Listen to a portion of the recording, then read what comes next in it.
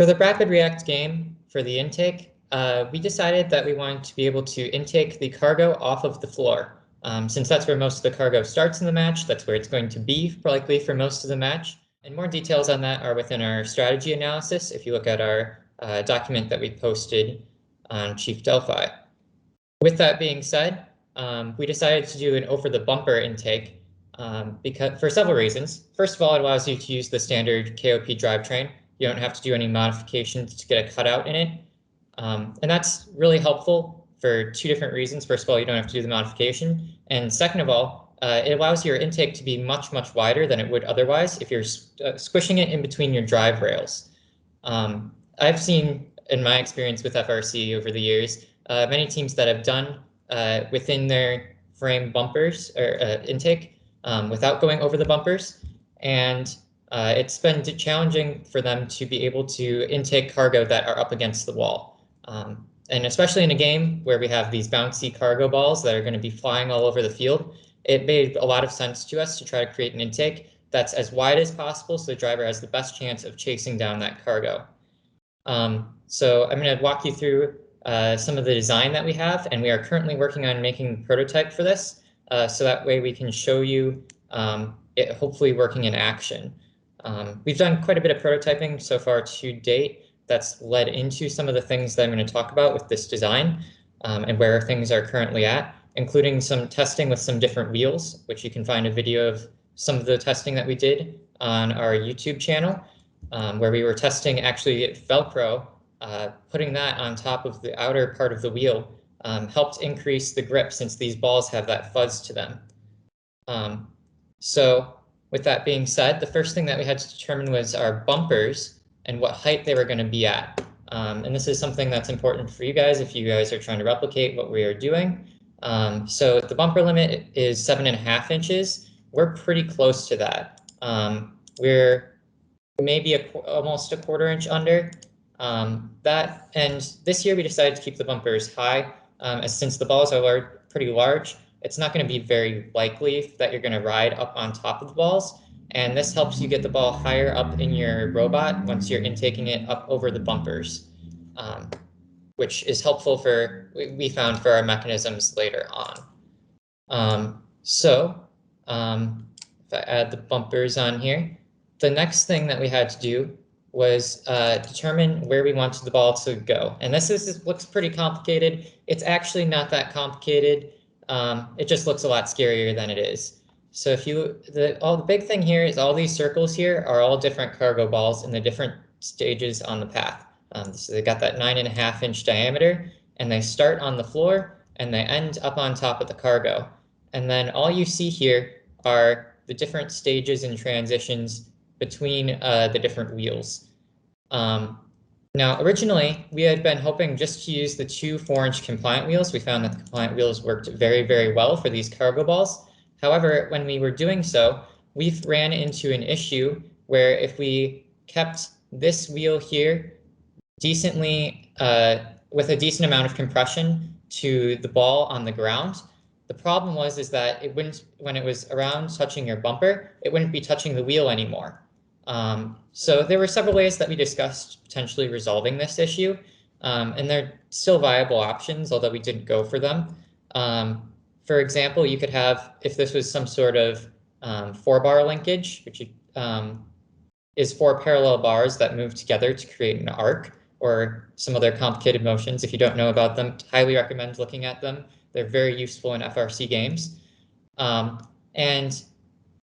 What you can do with that is on the bottom pivot of your 4-bar, you can potentially add a slot instead of just a round pivot that enables the bar to move up and down. So that way, if there's too much compression on the wheel here, so if we move this down, so that way it was had a ton of compression here, but was contacting the wheel here, it would be able to slide in that slot up and down.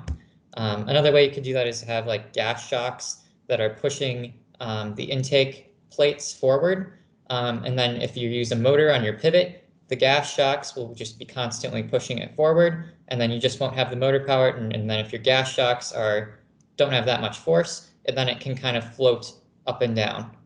However, the reason that you see this here, and the method that we went with, is we added another wheel that moves along with the rest of our intake. So we actually have 3 wheels. This one's a 2-inch compliant wheel that's down at the bottom. It's an inch off the ground here. And all of our CAD models, I should mention, are already publicly available. And I think our link is in our Chief Delphi. If not, it will be updated there soon. And if I forget about it, definitely remind me. Anyway, so we added this wheel, so that way now if you look at where the ball is going, it's always at least contacting at a bare minimum the wheels. And as the robot drives forward here, it'll be able to contact both of them, and this isn't accounting for the compliant wheels expanding as they spin very quickly. And this should be able to allow the intake to be very, very touch it, own it, and also very quick.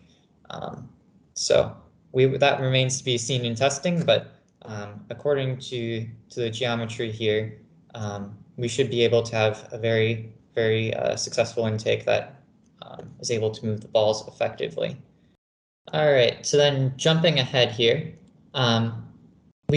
so using those positions that we had determined for those wheels to be based on how we wanted the path of the ball to be, we then were looking at how we are going to get it inside of frame.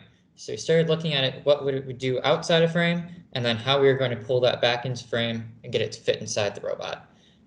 So we decided that we were going to use the brand new Ultraplanetary Max gearboxes with the Neo motors as our pivoting gearboxes. And with that, we decided that the easiest way would be to mount it to the frame. And so this is the intake wheels that we had determined before in its down configuration.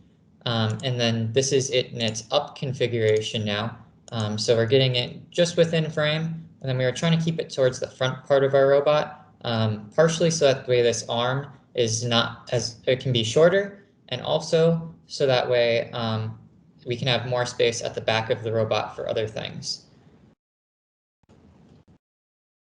All right, so a quick note that I wanted to add to this here before I continue showing the rest of what we have so far.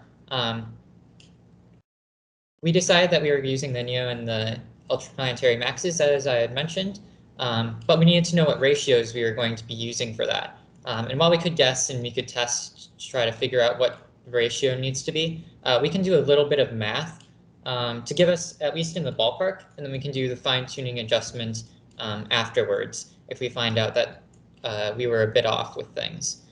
The JVN calculator, if you're not already aware, is a calculator that was produced by JVN, who is the a mentor for 148, and it's an absolutely amazing resource for FRC teams. Highly recommend using it. I've used it many, many years, and within it, you can be able to get a very good starting point for gear ratios before you actually test them. And this calculator is honestly a lifesaver for determining those things. So the big thing that I was looking at here, we're going to have a motor on each side. We just approximated an arm load, and arm length was determined based on our CAD, so from our pivot point to the farthest point. And we're kind of assuming a worst case scenario there where all the load is at the end of the arm. And from there, we were able to start just testing ratios. So I'm just going to change some of this here. And if you see when it's no load, it's moving crazy fast. And when it's unloaded, it's a negative speed. That means that your motor is not powerful to move it. So your motor is losing here. That's why it's negative. That your arm is too heavy. And we did some playing around with things. And with the 2 motors that we have, we're going to be using a 75-to-1, with which the Ultraplanetary Maxes, that's 2 5-to-1 stages and a 3-to-1 stage. That will give us that 75-to-1 overall ratio. Another thing that you want to look at and be sure of is that your current draw per motor is reasonable. You don't want it to be something that's hundreds and hundreds of amps. Your robot battery will not be able to provide that, and you'll brown or worst case blackout. Then moving on to the actual intaking mechanism itself. This here is more arbitrary. It's not as defined. But if you take the NEO, which we're also using with ultraplanetary max, we are going to try to approximate our linear speed here. So what you can see here is I've taken the roughly 16 feet per second that the KOP drivetrain goes and multiplied that, converted that into inches per second. And then the reason that I've done that is you want your linear speed of your intake wheels to be greater than the linear speed of your drivetrain. Otherwise, as you are driving, you potentially have the situation where you can have the ball as you're driving over trying to intake it go underneath your drivetrain. So this ensures that your intake is always faster and it's going to be able to pull it up no matter what speed your robot happens to be going at the time. In this case, we probably won't even be running at 100% speed, so the current draw here is a little bit not as concerning. So in this case, you could use probably any of the one-stage reductions from the from Rev, the 3, 4, or 5 to ones, and you'd have nearly identical results.